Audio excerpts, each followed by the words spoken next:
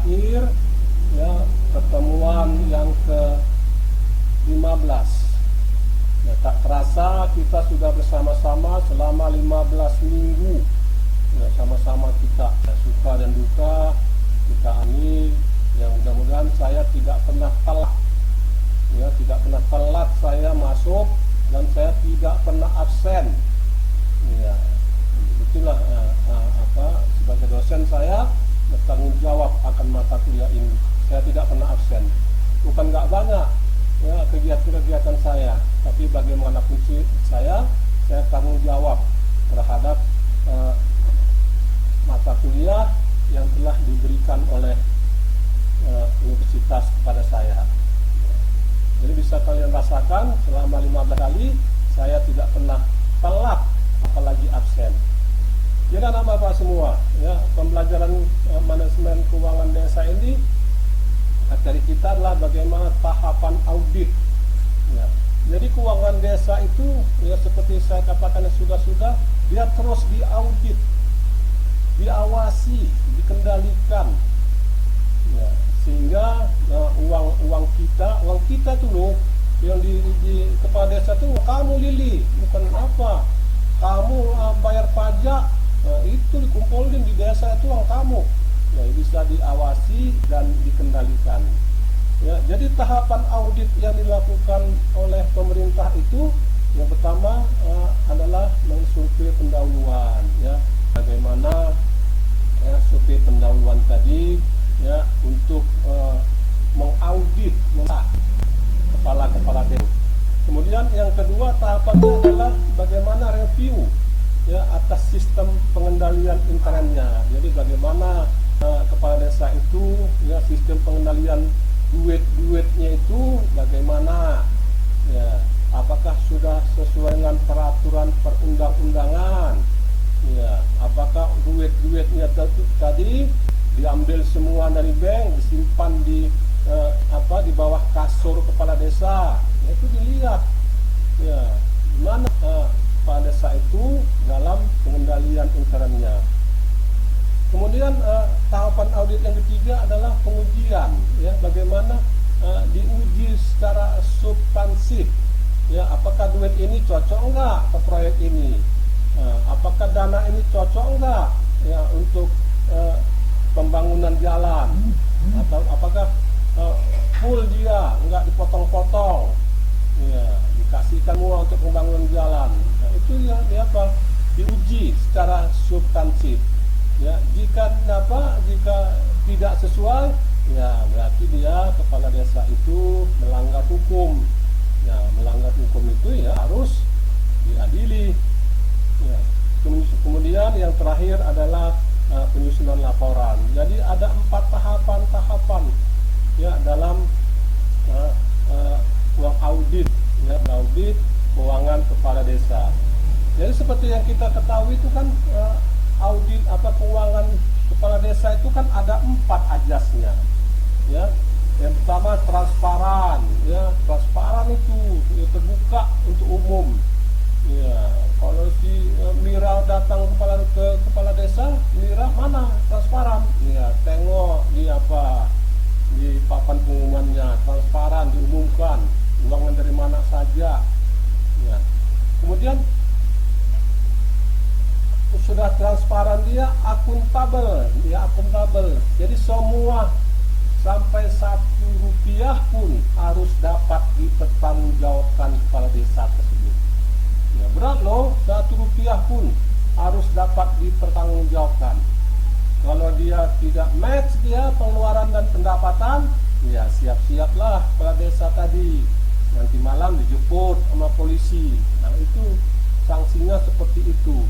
Kemudian partisipatif ya, kepala desa itu partisipatif, mendengarkan apa keluhan-keluhan dari warga ya. Kalau dia tidak partisipatif ya, tidak mendengar keluhan-keluhan dari warga ya, jangan pilih lagi ya, jangan pilih lagi kepala desanya ya. Jadi kalau di kota Medan ini ya, anak-anak semua di kota Medan ini sampai dia kota Medan ini kan kelurahan ya, lurah. Jadi kepala lingkungannya itu ya harus minta tanda tangan ya 30% minimal dari warga lingkungannya. Nah, bayangkan.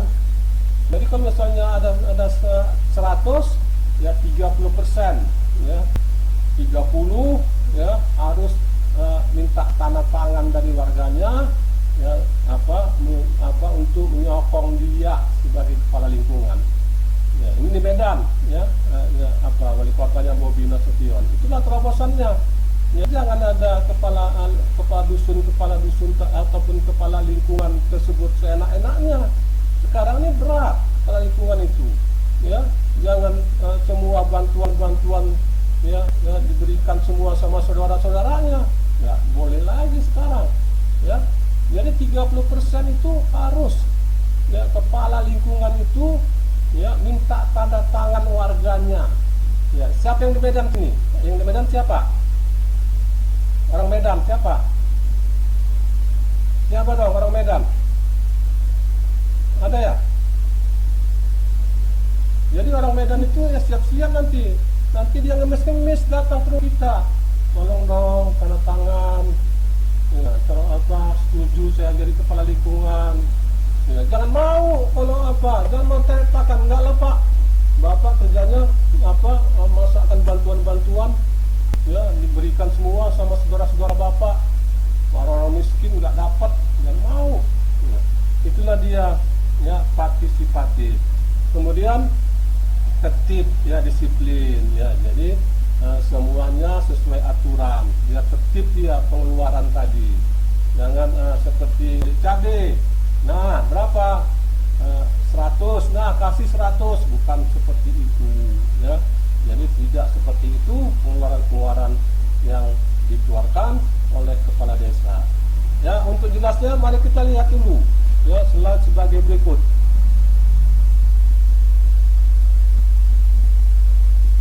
Ini dia tahapan audit ya, dia survei pendahuluan yang saya katakan tadi ya, kemudian review ya, survei pendahuluan, mendapatkan informasi latar belakang, mendapatkan informasi tentang realisasi pendapatan desa, mendapatkan informasi tentang proses potensi kelemahan pada pemerintah desa yang diaudit.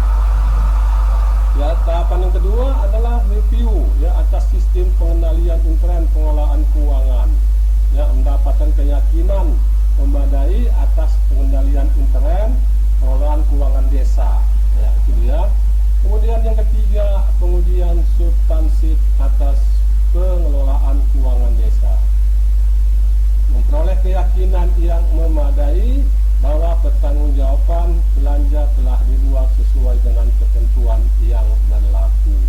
Memperoleh keyakinan memadai bahwa kegiatan yang direalisasikan telah diangkat dalam APB desa. Ya, jadi apakah pengeluaran itu sudah ada nggak dalam APB desa tersebut? Ya, jangan ujud-ujud dimasukkan, itu tidak bisa. Seperti yang saya jelaskan, yang sudah bahwa semua ya, kegiatan-kegiatan itu harus melalui musrembang desa. Dari musrembang desa tadi ya dimasukkanlah ke format ya, APB desa. Nah, dari APB desa itulah semua pengeluaran-pengeluaran yang akan dilakukan oleh kepala desa. Kemudian menyusun laporan, susunlah laporannya tadi. Ya, kemudian mengawali akuntabilitas pengelola keuangan desa, ya dikawal dia, ya gambaran umumnya bagaimana siklus pengelolaan keuangan desa, aplikasi sistem keuangan desanya bagaimana, pengawasan keuangan desa.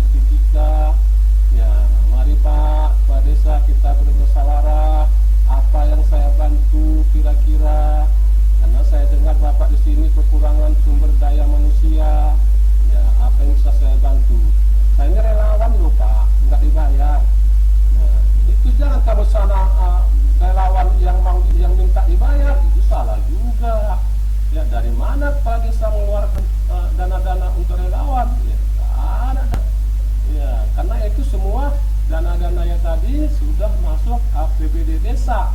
APBD desa tadi sudah dimusrembangkan, ya, sudah dimusrembang desa. Jadi semua pengeluaran Rp1 pun ya harus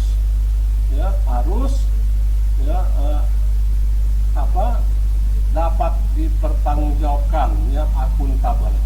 Oke, terima kasih, ya. Ini pembelajaran yang pertama, ya. Kita tutup. Assalamualaikum warahmatullahi wabarakatuh. Waalaikumsalam. Dan kepada anak bapak.